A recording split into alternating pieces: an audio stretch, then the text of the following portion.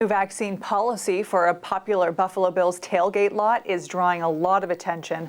This is the post that got people talking. The owner of Hammer's Lot saying Bills fans will need to have photo ID and proof of a COVID-19 vaccination to pregame on his property. Since we shared that post, hundreds of people have been commenting on Facebook. The reaction is mixed, but people are saying this is a violation of HIPAA laws. So tonight, we are clearing up misinformation before it spreads too far. 7 Eyewitness News reporter Ali Tui goes in depth explaining exactly what HIPAA is and what it covers.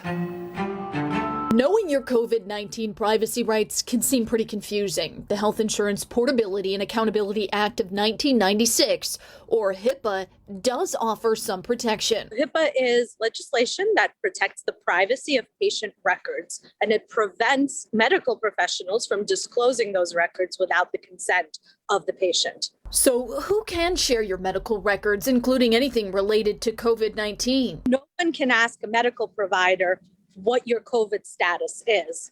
They can absolutely ask you what your COVID status is, and you can choose to answer that or not. Can I use that as a shield to say, no, I'm not going to show you?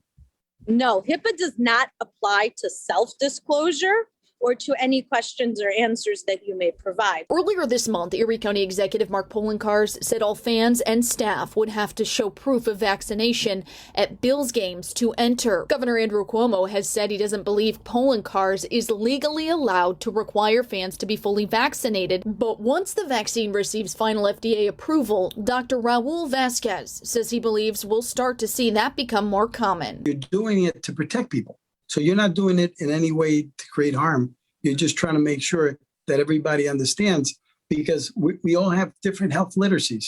Some of us don't understand the importance of the vaccine. Legal analyst Florina Altschiller says that'll be up to the courts to decide, provided someone files a lawsuit. It hasn't been tested in the courts yet with regard to COVID specifically. And so the government can force you to do that unless you oppose it, fight it, and have a judge say, actually, no, you can't make this person do that. Ali, public venues might soon require proof of a vaccine or a negative test. So the next step in that, could New York mandate all eligible New Yorkers to get vaccinated?